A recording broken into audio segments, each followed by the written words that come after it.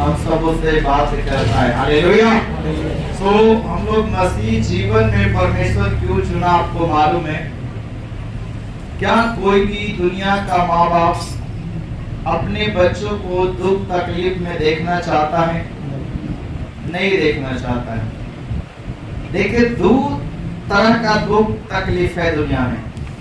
एक दुख तकलीफ जो माँ बाप देखना चाहता है, और एक दुख तकलीफ वो है जो नहीं देखना चाहता है। कौन सी दुख तकलीफ माँ बाप देखना चाहता है? कमाने में तकलीफ होगा, मगर माँ बाप चाहता है कमाओ। तकलीफ होता है तो होने दो, भूख लगता है तो लगने दो, गाड़ी चला के साइकिल चला के जाना पड़ता है, जाओ मगर कमाओ। इस दुख तकलीफ में कोई कम्प्रोमाइज नहीं हो। मगर अगर कोई मारे पीटे, गोड़ हाथ टूट गया और किसी तरह का शारीरिक कष्ट है तो माँ बाप इस कष्ट में उसको देखना तो नहीं चाहेगा।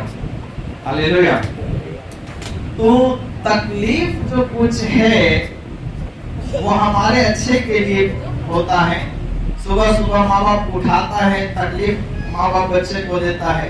बच्चा पढ़ने जाने का मन नहीं, और सोएंगे और खेलेंगे, और माँ बाप फिर भी उसको तकलीफ देता है, डंडा लगाता है, उठाता है।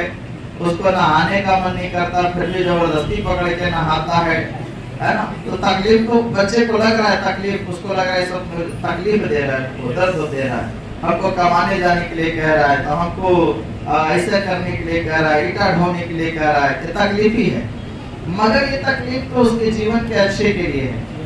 मगर ये तकलीफ जो शारीरिक कष्ट हमको पहुंचाता है, रोग बीमारी और किसी तरह का, उसमें हमको माँ बाप देखने के लिए नहीं चाहता है। तो हमारा स्वर्गीय पिता जो है, स्वर्गीय परमेश्वर जो है, वो संसार के तकलीफ में हमें देखने के लिए नहीं बुलाया है। हम तकलीफ में थे, समस्या में थे, परेशानी में थे, दुख बीमारी में थे, रोग में थे, और भी कई चीजों का हमारा जीवन में परेशानी चल रहा था। घर में आपका तंगी था, मुसीबत था, परेशानी था, है ना। बहुत कमा रहे, मेहनत कर रहे, कुछ नहीं हो पा रहा है। ये सब हम लोग प्रभु में नहीं थे तब झेल रहे थे। मगर प्रभु में आने के बाद ये परमेश्वर की इच्छा नहीं है कि हम तंगी में रहें, मुसीबत में रहें, गरीबी में जिए और तकलीफ में रहें। हमको एक एक बात के लिए सोचना पड़े, एक एक बात की चिंता करना पड़े। ये परमेश्वर की इच्छा नहीं। याद रखिए, अगर ये परमेश्वर की इच्छा होता तो हम पहले भी दुख तकलीफ में, निराशा में जिंदगी जी रहे थे, तो प्रभु उसी में हमको छोड़ देता। मगर उसमें से हमको प्रभु चुनकर लाया इसमें, किस लिए? ताकि हम अपने जीवन की परिस्थिति बदलें, अपनी हालात बदलें, अपने घर गृहस्थी को अच्छा देखें, सब कुछ ठीक ठाक करने के लिए प्रभु हमको उसमें से निकाल कर लेके आया। ताकि जो तकलीफ, जो दुख हमारे जीवन में पहले था, जो हम नहीं जानते थे कि ये सब शैतान के द्वारा होता है ना। कर्ज शैतान लेके आता है, बीमारी शैतान लेके आता है, गरीबी शैतान लेके आता है, झगड़ा शैतान लेके आता है, ईर्ष्या जलन ये सब शैतान लेके आता है। ये शैतान का बीज है जो हम मनुष्य के जीवन में बोता है और उसको जीवन को तहस नहस बर्बाद कर देता है। तो हम लोग जब प्रभु में नहीं थे तो हम लोग को लगता था कि ये हम ही सब थोड़ी दुनिया में, ये सब चीज सबके साथ होता है। मगर जब हम प्रभु को जानते हैं तो समझ में आता है कि परमेश्वर की योजना क्या है और शैतान की योजना क्या है। हालेलुया। सो हागे की पुस्तक हम लोग निकालेंगे और परमेश्वर अपने लोगों को क्या बातें करता है। इस संदेश को पहले भी हम लोग कई बार सुने हैं, मगर परमेश्वर का आत्मा, मैंने कुछ संदेश तो अलग बनाया था, मगर प्रभु आज इस टॉपिक पे, इस विषय पे प्रभु हम सबों से बातचीत करने के लिए चाहता है। परमेश्वर के वचन को हम स्वीकार करें अपने जीवन में। पुराना नियम में हम लोग आएंगे, हागे की पुस्तक पेज नंबर 1095 के पास में है, और उसका 2 में पढ़ेंगे, 1 का अध्याय और उसका 2 में। सेनाओं का यहोवा यूं कहता है। देखिए यहाँ पर वचन कहता है, अगर 1 से पढ़ेंगे तो और ज्यादा आप समझ पाएंगे क्लियरली। आप 1 से ही पढ़ लीजिए। दारा राजा के दूसरे के 6वें महीने के पहले दिन दारा नाम का एक व्यक्ति है जो उस देश का राजा है। उस राजा को राज्य करते हुए लिखा है दूसरे वर्ष के 6वें महीने यानी 1.5 साल, है ना, पहले दिन, 6वें महीने के पहले दिन यहोवा का यह वचन हागे भविष्यवक्ता के द्वारा। देखिए किसके पास जा रहा है? हागे भविष्यवक्ता के पास परमेश्वर ये वचन दे रहा है। भविष्यवक्ता से प्रभु बात कर रहा है और क्या कह रहा है?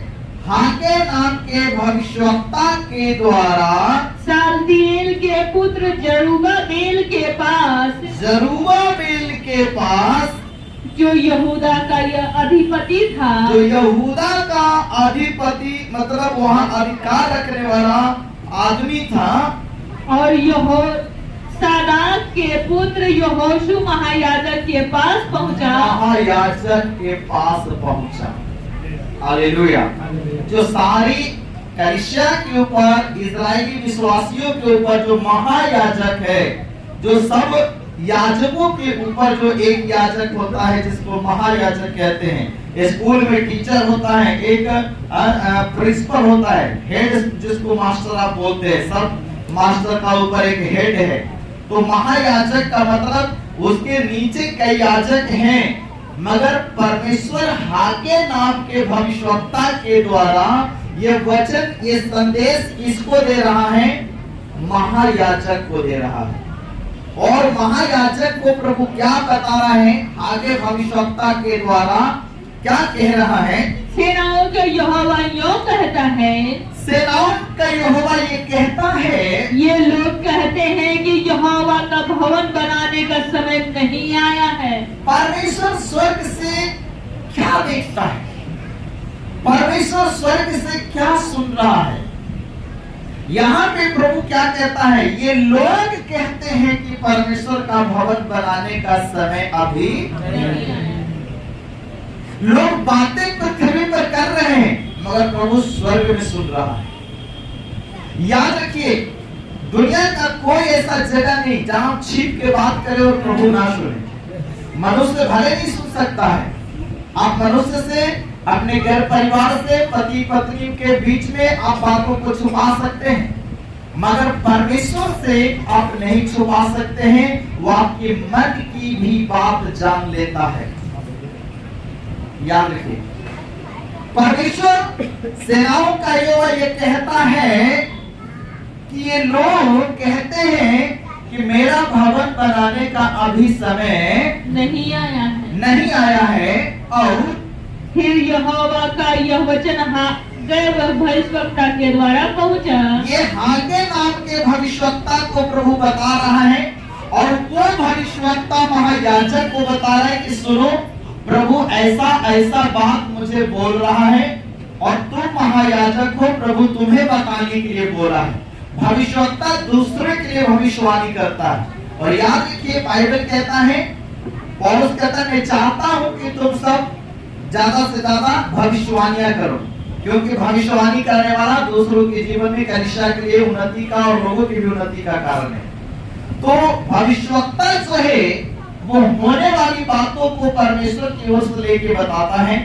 और यहाँ भविष्यवक्ता हागे को प्रभु बात कर रहा है, किसके लिए?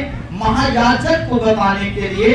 और महायाजक के पास ये संदेश जा रहा है, और भविष्यवक्ता कहता है कि प्रभु मुझसे बात बोल रहा है कि लोग तो जो तुम्हारे लोग हैं, तुम्हारी मंडली है, परमेश्वर का जो लोग कहलाते हैं, जो तुम्हारे मंदिर में, भवन में परमेश्वर का आते हैं, वो लोग कहना है कि अरे जिस दिन बनना होगा बन जाएगा, अभी लगता है समय नहीं आया है, परमेश्वर जिस दिन बनाना होगा बना देगा। याद रखिए कि परमेश्वर कभी स्वर्ग से उतर के तो बनाने के लिए नहीं आएगा। हालेलुया। हाँ, ये बात है कि परमेश्वर हर एक काम के एक समय रखता है। हालेलुया। तो वचन यहाँ पे भविष्यवक्ता के द्वारा पहुंचा है, और सेनाओं का यहोवा ये कहता है कि ये लोग कहते हैं कि परमेश्वर का भवन बनाने का समय नहीं आया है। आगे, क्या तुम्हारे लिए अपने छत वाले घरों में रहने का समय है। तो परमेश्वर लोगों के विषय में बात कर रहा है। ये लोगों से जाकर पूछो, क्या इनका घर बनाने का समय आ गया है? क्या इनका एक तल्ला से दो तल्ला करने का समय आ गया? क्या इनके घर में टाइल्स मार्बल लगाने का समय आ गया? क्या इनके घर में सारा सुख सुविधा इंतजाम करने का समय आ गया है? जबकि परमेश्वर का भवन, आगे पढ़िए, जबकि यह भवन उजाड़ पड़ा है। जबकि यह भवन उजाड़ पड़ा है। जहाँ मेरे बेटा बेटी लोग आराधना के लिए जा रहे हैं, जिसको वो परमेश्वर का मंदिर कहते हैं, जिसको परमेश्वर का भवन कहते हैं, जिसको परमेश्वर का आंगन कहते हैं, परमेश्वर का आंगन उजाड़ पड़ा हुआ है, परमेश्वर का मंदिर का दरवाजा टूटा हुआ है, परमेश्वर का मंदिर का खिड़की टूटा हुआ है, मेज टूटा है, टेबल टूटा है, रंग पेंट झड़ गया है, अच्छा से पंखा चले तो कड़ड़ कड़ड़ आवाज कर रहा है। कई सारी प्रॉब्लम परमेश्वर के घर आंगन में है, पर लोग उसको ठीक करने के बजाय, लोग उसको सुधारने के बजाय आपस में क्या बातें कर रहे हैं? अरे जिस दिन होना होगा हो जाएगा। प्रभु भी सुन सुन के उकता जाता है, भाई परमेश्वर तो मैं ही हूं और मेरे नजर में तो समय आ गया है। अभी दरवाजा अगर टूट गया है तो इसके लिए कौन सा समय आएगा? हालेलुया। पंखा अगर बिगड़ गया है तो इसको बनने का कौन सा समय आएगा? हालेलुया। भवन में कुर्सी बैठने के लिए नहीं है तो इसके लिए कौन सा समय आएगा? शायद परमेश्वर कहना चाहता है कि परमेश्वर तो मैं हूं, मगर तुम लोग कहते हो समय ही नहीं आया, तो तुम भी लोग बता दो वो समय कब आएगा। कब मेरे भवन का खिड़की बनेगा? कब मेरे भवन का दरवाजा जो टूटा है वो ठीक होगा? कब मेरे लोगों के लिए तुम व्यवस्था करोगे? हालेलुया। परमेश्वर ये लोग कहते हैं कि परमेश्वर का भवन बनाने का समय नहीं आया, जबकि ये भवन उजाड़, हाँ, जब उजाड़ पड़ा है, तुम्हारे घर का पंखा खराब हो तो तुरंत बनाओगे, तुम्हारे घर में दीवार टूट जाए तो तुरंत जोड़ोगे, तुम्हारा छत चूरा है तो तुरंत मरम्मत करोगे। हालेलुया। मगर अगर परमेश्वर के भवन में कुछ भी हो रहा है तो चलो कोई बात नहीं, जगह होना होगा हो जाएगा बोलकर समय को तुम पार कर रहे हो, और परमेश्वर ये काफी दोनों से सुन रहा होगा। ये बातें परमेश्वर काफी दिनों से लोगों को बात करते सुन रहा होगा। इसीलिए प्रभु को जब नहीं रहा गया है तो हागे भविष्यवक्ता के ऊपर प्रकट करता है और कहता है उस याजक से जाकर जरा कहो, और वो याजक अपने लोगों से कहेगा जो भवन में आते हैं, जो मंदिर में आते बैठते हैं, जो अपने आप को कहते हैं मैं विश्वासी हूँ, मैं परमेश्वर का बेटा हूँ, मैं परमेश्वर का बेटी हूँ, मैं दास हूँ, मैं दासी हूँ, कहता है मैं उनसे पूछना चाहता हूँ कि मेरे भवन बनने का समय कब आएगा? मेरे भवन का जो किवाड़ टूट गया वो कब लगेगा? मेरे घर में कुर्सियां टूट गया वो कब बनेगा? मेरे घर में लोगों को तकलीफ हो रहा वो कब ठीक होगा? हालेलुया। जबकि भवन उजाड़ पड़ा है, ऐसा नहीं कि सब ठीक ठाक है, सब बुरी स्थिति में है। हालेलुया। तो प्रभु कहता है आगे ये भवन उजाड़ पड़ा है, और इसलिए अब सेनाओं का यहोवा यूं कहता है, इसलिए अब सेनाओं का यहोवा यूं कहता है, अपनी अपनी चाल चलन पर ध्यान करो। हालेलुया। हालेलुया। हम में से हर एक लोग को मालूम है अपनी चिंता होता है, मेरा घर, मेरा बेटी, मेरा बेटा, मेरा दामाद, मेरा भौजाई, मेरा सास, मेरा ससुर, सब मेरा, बाकी किसी का नहीं। हालेलुया। मेरा घर चमक जाए, मेरा बेटी चमक जाए, मेरा बेटा चमक जाए, मेरा दामाद अच्छा हो जाए, सब ठीक है, तुम अपने लिए अच्छी बातें करो, कोई दिक्कत नहीं है ना। वो स्वार्थी शब्द है, याद रखिए। हालेलुया। मगर प्रभु मेरा नहीं सुनना चाहता है, वो सबका सुनना चाहता है।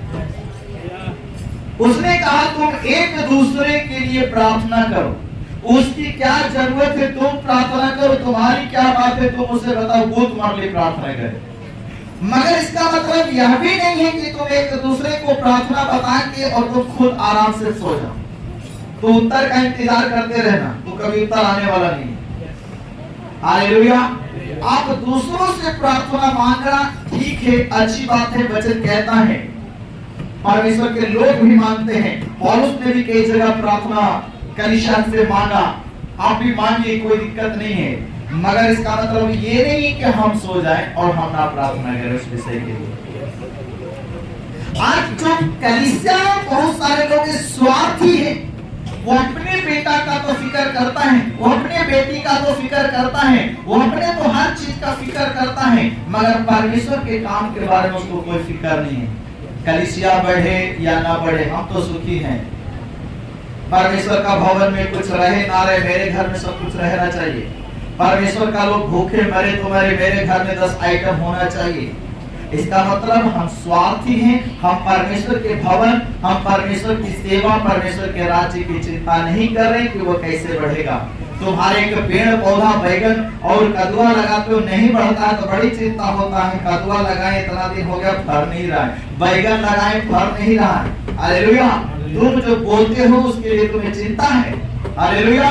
नहीं बढ़ता है तो तुम उसके लिए इतना चिंता करते हो, मगर तुम्हारी कलीसिया का जगह खाली पड़ा हुआ है, बैठने वाले लोग का कमी है, उसके लिए तुम्हें चिंता नहीं होता कि मेरी कलीसिया नहीं बढ़ रहा है, मेरी सेवा नहीं बढ़ रहा है, परमेश्वर के लोग नहीं बढ़ रहे, आत्मा नहीं बच रहा है। इसके लिए कौन चिंता करेगा? प्रभु इसी के लिए तो चुनकर हमें लेकर आया था ताकि हम इस काम को करें, मगर हम अपनी सुख सुविधा के पीछे लगे हुए हैं। अपना घर, अपना बाल बच्चा, अपना परिवार। नो डाउट आप इसके लिए प्रार्थना करें, कोई दिक्कत नहीं है, मगर केवल अपना ही विषय मत रखो, परमेश्वर का भी विषय लो। परमेश्वर क्या चाहता है तुमसे?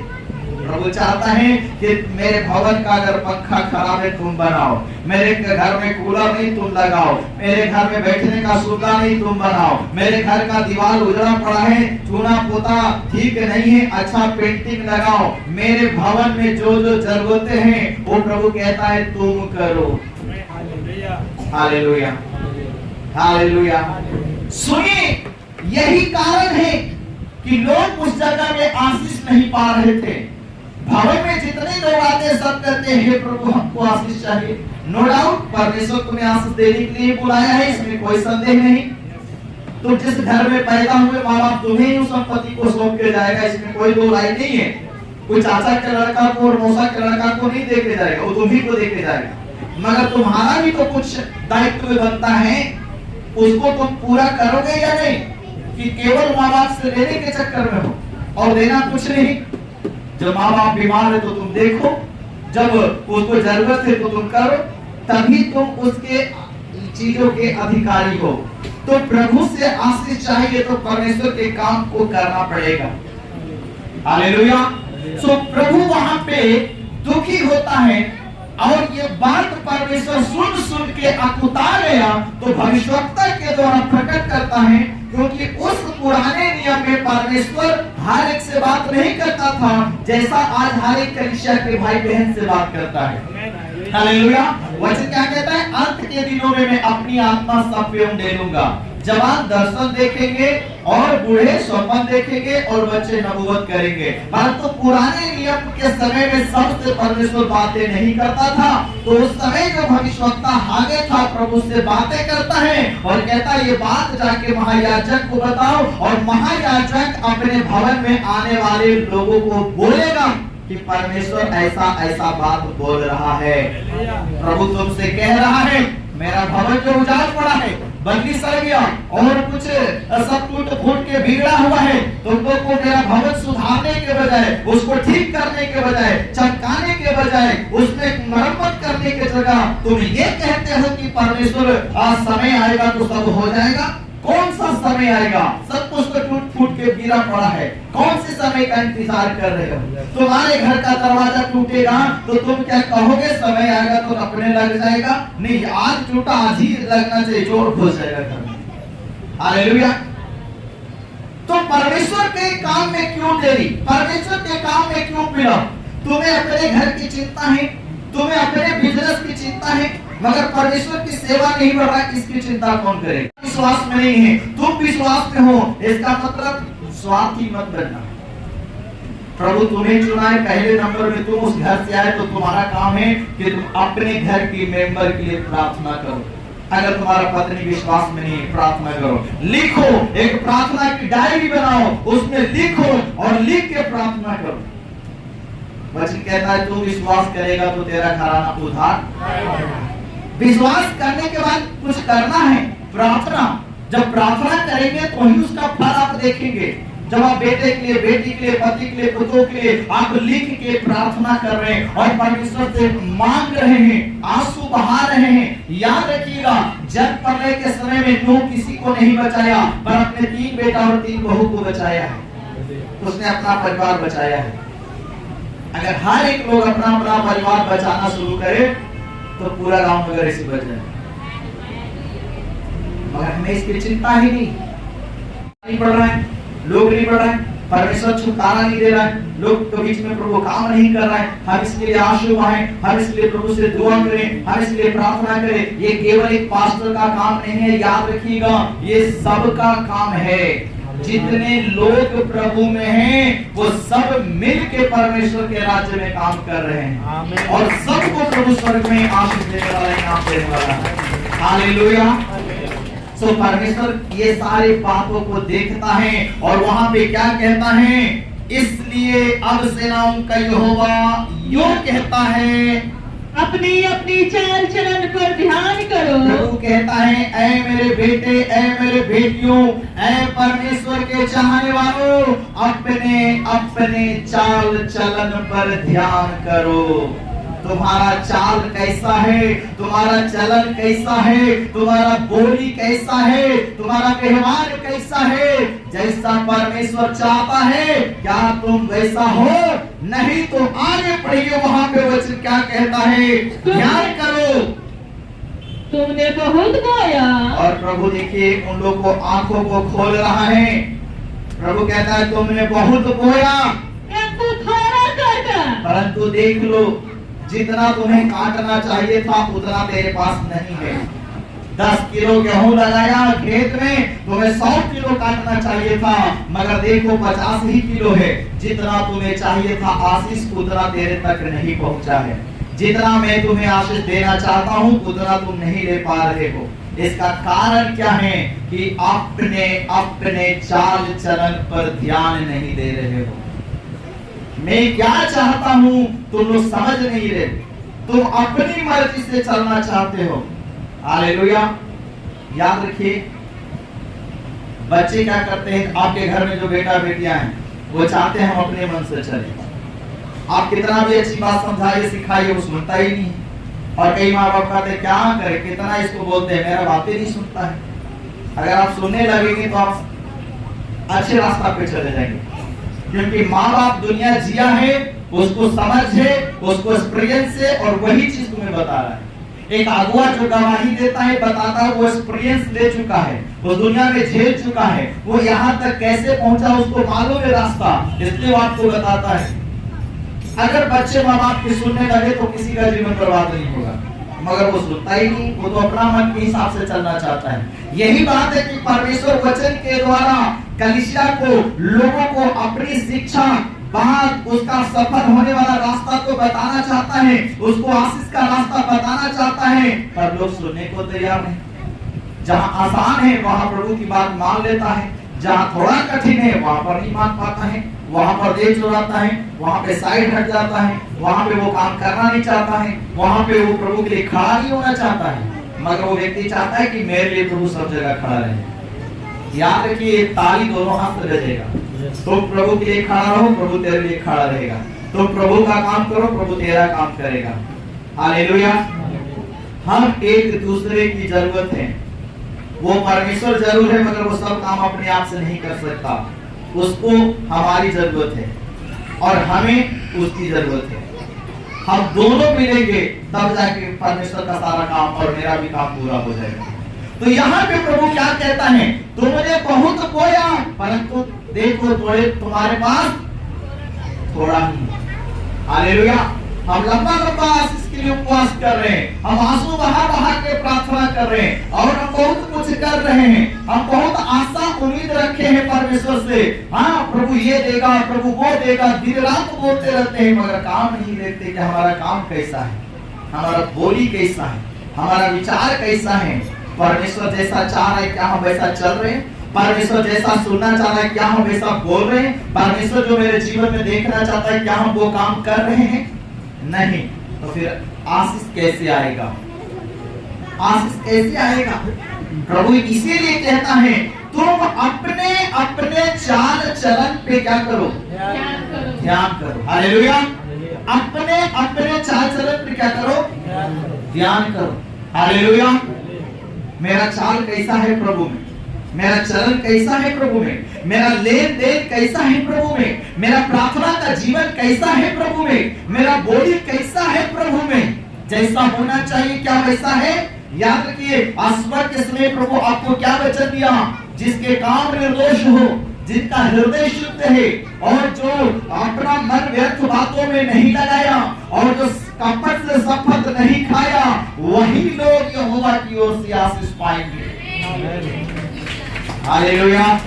मैं आपको बताने के लिए चाहता हूँ, आज जितने यीशु मसीह में गरीबी की जिंदगी जी रही है, परमेश्वर की इच्छा नहीं है। वो तकलीफ में जी रहे हैं, ये परमेश्वर की इच्छा नहीं है। वो पहले हालात से भी बदतर हालात में चले गए, ये परमेश्वर की इच्छा नहीं है। और ना ही ये करने के लिए प्रभु उसको जीवन में बुलाया था। उसको प्रभु एक अच्छा लाइफ देने के लिए बुलाया था, एक अच्छा जीवन देने के लिए प्रभु बुलाया था। मगर वो प्रभु की सुनता नहीं, वो अपनी मन की ज्यादा सुनता है, अगुओं का सुनता नहीं, लोगों की ज्यादा सुनता है। इसलिए उसके जीवन बिखरा पड़ा हुआ है।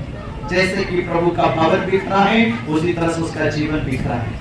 प्रभु क्या दिखाना चाहता है? मेरा भवन के लिए तुम्हें चिंता नहीं। हालेलुया। मेरे राज्य की तुम्हें चिंता नहीं। मेरा आत्मा में बचाने के लिए इस दुनिया में आकर अपना जीवन बलिदान किया, तुम्हें इस बात का कोई परवाह नहीं। तुम केवल मुझसे आशीष आशीष दिन रात केवल आशीष मांगते हो। प्रभु कहता है मैं आशीष देने से तुम्हें मना नहीं करूंगा, मैं तुझे आशीष दूंगा, तेरे सोचने से ज्यादा दूंगा। परंतु मुझे भी तुमसे कुछ चाहिए, जो ऐसा मैं देखना चाहता हूं वो मुझे करके दिखा। हालेलुया। परमेश्वर हमारे और आपके अंदर क्या देखना चाहता है? परमेश्वर के लिए हमारे अंदर भूख हो, परमेश्वर के लिए हमारे अंदर प्यास हो, परमेश्वर का काम पूरा करने के लिए हमारे अंदर एक इच्छा होना चाहिए। हालेलुया। परमेश्वर का भय हमारे अंदर होना चाहिए। हम जी किसके लिए रहे? यीशु किसके लिए आया था? याद रखिए, जिस दिन आप मसीह में आए और बपतिस्मा लिए, आप संसार के लिए मर चुके हैं। वचन कहता है अब जो हम जिंदा है वो मसीह के लिए जिंदा है। आमीन। हालेलुया। जिस दिन जो लड़का का शादी हो जाता है उस दिन उसकी इच्छाएं खत्म। अब वो जी रहा है पत्नी के लिए, जी रहा है बच्चे के लिए। अब बेचारा अपना शौक मार मार कर वो पत्नी का शौक पूरा कर रहा है, बच्चे का शौक पूरा कर रहा है। याद रखिए, जिस दिन आपने मसीह को पहन लिया है, जिस दिन आपने बपतिस्मा लिया, बपतिस्मा का मतलब है अपने जीवन को मार देना, गाड़ देना, पुराने जीवन को खत्म कर देना, पुराने स्वभाव को खत्म कर देना, एक नए स्वभाव, एक नई जिंदगी को शुरुआत करना है। वो है मसीह जिंदगी। हालेलुया। हालेलुया। जब तक आप पुराने को नहीं छोड़ेंगे नया आएगा नहीं। याद रखिए, जब तक आप पुराने स्वभाव को छोड़ेंगे नहीं नया स्वभाव आएगा नहीं। पुरानी हरकत को जब तक नहीं छोड़ोगे नई तुम्हारे अंदर में हरकत नहीं आएगा। पुरानी आशीषों को जब तक नहीं छोड़ोगे नई तुम्हारे पास नहीं आएगा।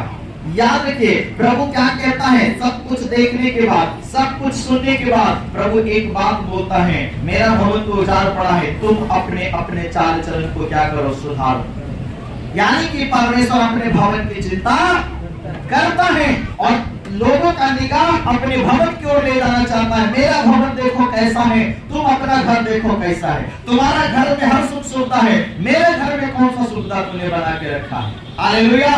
तुम्हारा बेटा बेटी के तुम घर में सारी सुविधा बना के रखे, मेरा बेटा बेटी जब कलीसिया में उसके लिए क्या सुविधा है? मेरा सेवक कहां से करेगा? हालेलुया। जब कलीसिया के सब लोग उस काम में हाथ बटाएंगे तभी हो पाएगा। तो वचन क्या कहता है? अपने अपने चाल चलन पे क्या करो? ध्यान करो। ध्यान करना। जहां प्रभु को देना है क्या हम ईमानदारी से देते हैं? हालेलुया। क्या आपका दिल है प्रभु के लिए? अगर प्रभु कहे तुम्हारे पास, ऐसे तो बहुत सारे लोग तारीफ करते हैं, प्रभु के दया से मेरे पास कोई कमी नहीं है, सब पूरा है, सब कुछ ठीक ठाक है। अगर प्रभु एक रात कहे तेरे पास बहुत कट्ठा है, एक कट्ठा मेरे नाम कर दे, वो कहेगा शैतान कल रात बात किया है। हालेलुया। प्रभु को क्या जरूरत है कट्ठा का? हालेलुया। अच्छा, तुम्हें कंठे की जरूरत है, परमेश्वर को नहीं जरूरत है। हालेलुया। याद रखिए, अब्राहम से परमेश्वर उसका एक लौता पुत्र मान के उसके हृदय को चेक किया था।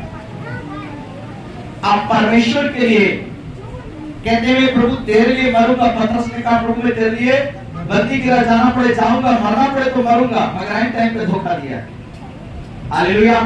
वो बहुत बार हम भी आराधना में करते हैं, प्रभु तेरे लिए जीऊंगा, तेरे लिए मरूंगा, तेरे लिए यीशु हर दर्द सहूंगा। और जब दर्द सहने के बाद आता है तो खुद ही आंसू बहाते हैं। शैतान तुम्हें रुला रहा है, तुम रो रहे। परमेश्वर के लोग कितने कमजोर। हालेलुया। प्रभु इसलिए नहीं बुलाया कि शैतान तुम्हें मारे और तुम रो और उसका गीत गाते चलो। तुम शैतान के